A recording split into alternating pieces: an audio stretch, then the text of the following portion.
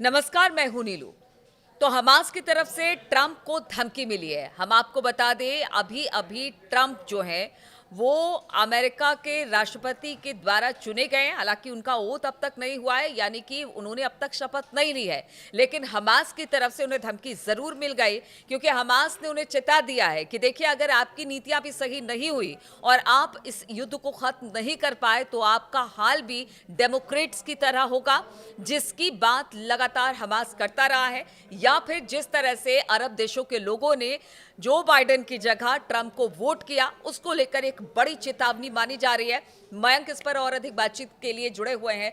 मयंक, अभी तो शपथ भी नहीं हुई, अभी तो ट्रंप सिर्फ चुने गए हैं, और उससे पहले हमास की तरफ से ये धमकी कि अगर आपने इस युद्ध को नहीं रोका या कोई रास्ता नहीं निकाला या कोई हल नहीं निकाला तो फिर आपके लिए ये बड़ी चुनौती होगी।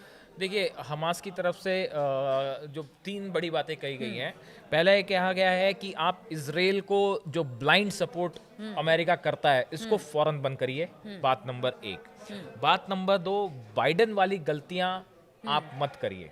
ये ट्रंप के लिए कहा जा रहा है और हमास कह रहा है। हमास का कहना ऐसा है कि बाइडेन ने जो गलतियां की गजा में, लेबनान में, ईरान को लेके, ये गलतियां आप मत कीजिए। देखिए, समी अबू जहरी हैं, ये प्रवक्ता है हमास के। इनकी तरफ से कहा गया है अब ट्रंप को ये साबित करना होगा कि वो कुछ घंटों में इजराइल गाजा युद्ध को कैसे रोकते हैं। देखिए, ट्रंप की तरफ से जो है ये बयान चुनाव प्रचार के दौरान सामने आया था। उन्होंने दो बातें कही थी कि अगर मैं राष्ट्रपति बनता हूं तो 24 घंटे के अंदर इजराइल और गाजा का युद्ध रोक दूंगा। उसके अलावा उन्होंने ये भी कहा था कि अगर मैं राष्ट्रपति युद्ध होता तो ये गाजा और इजराइल का युद्ध होने ही नहीं देता। हाँ। तो ये दो ऐसे बयान हैं जिसको लेके, और यही बात जो है वो ट्रंप ने रूस और यूक्रेन को लेके भी कही थी। तो देखिए, रूस के प्रवक्ता की तरफ से भी ये बयान आया है। वो भी ये कह रहे हैं कि अब ट्रंप को ये साबित करना होगा कि 24 घंटे में वो युद्ध रोक के दिखाएं। तो देखिए, ना सिर्फ रूस बल्कि हमास, दोनों की तरफ से ये कहा जा रहा है कि भाई आपने जो वादा किया था उसको पूरा करिए। और हमास की तरफ से देखिए बात जो कही गई है, उनका कहना ऐसा है कि आप देखिए, जब से ये गजा और इसराइल की अभी इस बार लड़ाई शुरू हुई पिछले 7 अक्टूबर के बाद से, देखिए 40,000 43,000 से ज़्यादा लोगों की मौत हो चुकी है गजा में। 1 लाख से ज़्यादा लोग घायल हैं। बच्चों की तस्वीरें जो हैं वो सबके सामने हैं। पूरी दुनिया देख रही है कि गजा में कितने बुरे हाल हैं। बहुत विचलित करती है हमास का कहना कभी-कभी ऐसा है कि ये जो हार हुई है डेमोक्रेट्स की और जो बाइडेन की, इसकी जो बाइडेन की पार्टी एक की जो प्रमुख हार हुई वजह ये भी है, है। उसकी सबसे बड़ी वजह, ऐसा हमास का कहना है कि उसकी बड़ी वजह इनकी ये नीतियां हैं मिडिल ईस्ट को लेके। और ये जो देखिए, आप देखिए, अगर आप पिछले कुछ समय से ये अगर हम ये समझना चाहें कि किस तरह से जो बाइडेन गवर्नमेंट जो है उनकी किस तरह से उनके बयान आए या उनकी नीतियां रहीं, आप देखिए ऐसा लगता है कि कमला हैरिस की भी अगर बात करें तो वो एक दुविधा, एक पसुपेश नजर आ रहा सा रवैया रहा। एक मतलब तरफ ना तो उस पे कुछ बोल पा रही है, ना उस एक तरफ तो देखिए इजराइल को हथियारों की सप्लाई भी चलती रही। बिल्कुल। दूसरी तरफ जो है वो जो बाइडेन इनको नेतन्याहू को हमला करने से भी रोकते रहे। देखिए, उनके जो रक्षा मंत्री थे गैलेंट, जिनको हटा दिया गया, जिनको नेतन्याहू ने हटा दिया, तो उसको कहा जा रहा था कि वो बाइडेन के ज्यादा करीबी हैं। और उसके बाद जो है ये भी लगातार कहा गया कि आप ईरान के जो है वो न्यूक्लियर साइट्स पे अटैक ना करें। तो बाइडेन जो है वो एक प्रकार से ऐसा लगता है कि बाइडेन एडमिनिस्ट्रेशन इस बात को तय नहीं कर पा रहा था। कमला हैरिस की स्पीचेस में भी ये बात कुछ ऐसा लग रहा था कि थोड़ा कंफ्यूज स्थिति दिखाई दे रही थी। इस बात को नहीं कर पाया। अमेरिकी जनता या अरब के देशों के लोग जो वहां पर बसे हुए हैं, उन तक ये बात कन्वे नहीं हो पाए। अब देखिए, जो युद्ध हुआ उसमें बहुत बड़ा नुकसान हुआ है गजा में, इसमें कोई शक नहीं है। और ऐसे ही हाल अब लेबनान का भी है। ट्रंप ने ये बात कई बार कई मौके पे कही। एक तरफ तो देखिए ट्रंप के थोड़े एग्रेसिव बयान भी थे कि ईरान के न्यूक्लियर साइट्स पे निशाना बनाया जाना चाहिए या उसको पहले तबाह कर देना चाहिए, बाकी बात बाद में होगी। लेकिन दूसरी तरफ वो ये भी कहते रहे कि अगर मैं होता तो ये युद्ध होने ही नहीं देता, मैं इसको 24 घंटे में रोक दूंगा। तो अब हमास की तरफ से यही कहा जा रहा है कि भाई बाइडेन ने जो किया गजा को लेकर, जो उनकी नीतियां रही, लगातार हथियार की सप्लाई होती रही। अमेरिका की देखिए 2/3 नेवल फोर्सेस हैं, वो पूरी भूमध्य सागर और रेड सी और आसपास खड़ी हुई है। एयरक्राफ्ट कैरियर सब यहाँ जमा है। लेकिन मयंक, इसमें क्या आप चूंकि ट्रंप अगर अमेरिका का कार्यभार संभालेंगे तो क्या उनके सामने ये एक बड़ी चुनौती होगी कि किस तरह से इस मसले को हल किया जाए? क्योंकि कल हमने देखा इजराइल, नेतन्याहू हो या इजराइल के विदेश मंत्री हो, सब ने इस बात की खुशी जताई कि ट्रंप आ गए। उनका कहना है कहीं ना कहीं सपोर्ट इजराइल को अमेरिका करता रहा है। ऐसे में किस तरह से इस विवाद को खत्म किया जाएगा, कैसे युद्ध वहां पर शांति लाई जाएगी, एक बड़ी चुनौती होगी देखिए, ट्रंप मैं के आपको सामने। बताता हूँ नेतन्याहू ने कल ट्रंप के लिए क्या कहा है। हाँ। उनका कहना है आपकी ऐतिहासिक वापसी अमेरिका के लिए एक नई शुरुआत है।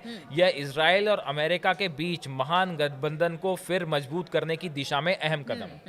तो नेतन्याहू तो खुश नजर आ रहे बहुत हैं। खुश। हाँ। जो है वो उनको लग रहा है कि जो है बाइडन ने एक प्रकार से उन पे जो थोड़ा कंट्रोल कर रखा था वो हाँ, उनको वो फ्री हैंड मिल free जाएगा। hand इस तरह मिल की जाएगा। चर्चाएं हो रही है हाँ, सोशल मीडिया में बिल्कुल। कि क्या ट्रंप के आने से अब जो है वो एक प्रकार का फ्री हैंड मिल जाएगा नेतन्याहू को, और जो है वो लेबनान में जो अब तक वो और नहीं कर पाए वो भी कर लेंगे, हाँ। क्या ईरान में कर लेंगे। लेकिन देखिए ये चर्चाएं ही हैं सोशल मीडिया पे, ये उतना आसान नहीं होगा। हाँ, बिल्कुल। और ना ही ट्रंप चाहेंगे कि ऐसा कुछ हो जाए, और है ना? ट्रम्प तो इस बात को हमेशा कहते रहे कि जो पैसे उनके देश में लगने चाहिए वो युद्ध में लग रहे हैं, वो यूक्रेन के पास जा रहे हैं, वो इजराइल को दिए जा रहे हैं। बहुत सारी ऐसी चीजें हैं जिसको लेकर अंदर खाने यानी अमेरिका के अंदर ही नागरिक इस बात को उठा रहे हैं। ऐसे में चुनौती बहुत, इसलिए मैंने आपसे कहा कि चुनौती बहुत ज्यादा होगी वहां पर शांति लाना देखिए या फिर अगर युद्ध को रोकना। हाँ, देखिए ट्रंप के लिए, ट्रंप एडमिनिस्ट्रेशन के लिए अभी पहले अमेरिका में देखिए एक पूरा बदलाव होगा। हाँ। जो इनके नए सेक्रेटरी ऑफ स्टेट्स बनेंगे, फॉरेन मिनिस्टर, फॉरेन सेक्रेटरी नए हैं वो बनेंगे, इनके सिक्योरिटी एडवाइजर्स नए बनेंगे। ये ट्रंप को किस तरह से एडवाइस करते हैं। देखिए ट्रंप जो है वो उनको लेके दो रुख अभी सामने आ रहे हैं। एक तो देखिए वो पिछले अपने शासन काल में अगर हम बात करें ईरान की, तो जो जनरल सुलेमानी थे, इनकी हत्या जो हुई थी वो ट्रंप के शासन के समय ही हुई थी। तो देखिए ट्रंप, ईरान भी जो है वो इस बात को लेके बड़ा सदा हुआ उन्होंने रिएक्शन दिया है ईरान की तरफ से, जो ट्रंप को लेके आया है कि वो अमेरिका का चुनाव जो है अमेरिका का इंटरनल मैटर है, हमें उससे कोई लेना देना नहीं, ये ईरान की तरफ से कहा गया। अब देखिए नेतन्याहू के खुश होने की वजह, आखिर नेतन्याहू ऐसा क्यों लगता है, इसकी कई वजह है। जो गोलन हाइट्स इलाका है, यहाँ पे जो है वो ट्रंप ने अपने पिछले शासन में कहा था कि इस पे इजराइल के संप्रभुता को स्वीकार कर लिया था कि भाई गोलन हाइट्स जो है वो हिस्सा है।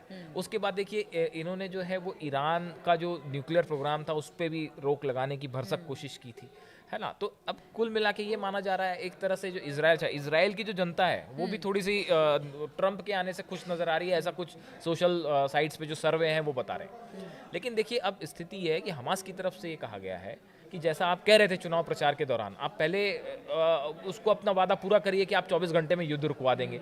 दूसरी चीज़ है हमास की तरफ से कहा जा रहा है कि हम ट्रंप को लेके अभी कोई जजमेंट नहीं कर रहे, हम ये देखेंगे कि फिलिस्तीन को लेके इनका क्या रुख होता है, फिलिस्तीन को के नागरिकों को लेके, फिलिस्तीन की सुरक्षा को लेके ट्रंप का क्या रुख होता है, उसके बाद हम ट्रंप की नई सरकार को लेके प्रतिक्रिया दे रहा है। वो भी बड़ी ठीक है, उन्होंने बताया। देखिए ईरान और इजराइल का तो अभी सिचुएशन ऐसी है। देखिए हम पहले भी ये कह रहे थे कि अमेरिका के चुनाव के तक इंतजार है, उसके बाद अब क्या होता है, ईरान भी एकदम युद्ध के लिए तैयार बैठा हुआ है, अलर्ट मोड पे है, इजराइल भी और ईरान भी।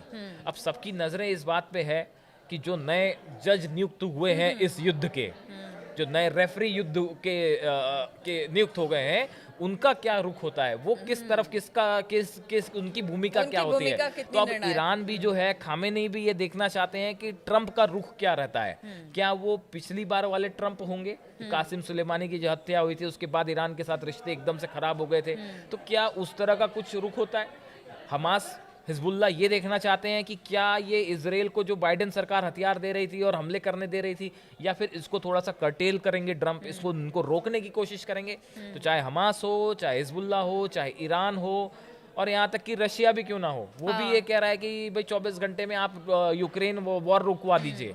तो अब जो है मानो ऐसा लगता है कि पूरी दुनिया जो है वो ये चाह रही है ट्रंप से कि भैया ये युद्ध रुकवा दीजिए, ये गाजा में जो खूने आम कत्ले आम चल रहा है इसको रुकवाइए, लेबनान में जो हजारों लोग मारे जा रहे हैं इसको रुकवाइए, यूक्रेन और रूस में जो हानि हो रही है पूरी दुनिया की। देखिए ट्रंप इज अ बिजनेसमैन, वो एक बिजनेसमैन है, वो अच्छे से समझते हैं कि कहाँ फायदा है कहाँ नुकसान है। तो यूक्रेन युद्ध को भी लेके ये उम्मीदें जताई जा रही हैं कि ट्रंप के आने से शायद वो हथियारों की सप्लाई रुके और युद्ध रुके। तो अभी क्या होता है ये अगले कुछ, बिल्कुल, तो कह सकते हैं कि ट्रंप के आने के बाद उम्मीदें भी है, आशंकाएं भी हैं, चाहे युद्ध को लेकर हो या फिर जो तमाम देश हैं जो इस वक्त खास तौर पर मिडिल ईस्ट की बात की जाए या रूस यूक्रेन युद्ध की बात की जाए, सबकी निगाहें ट्रंप की ओर है।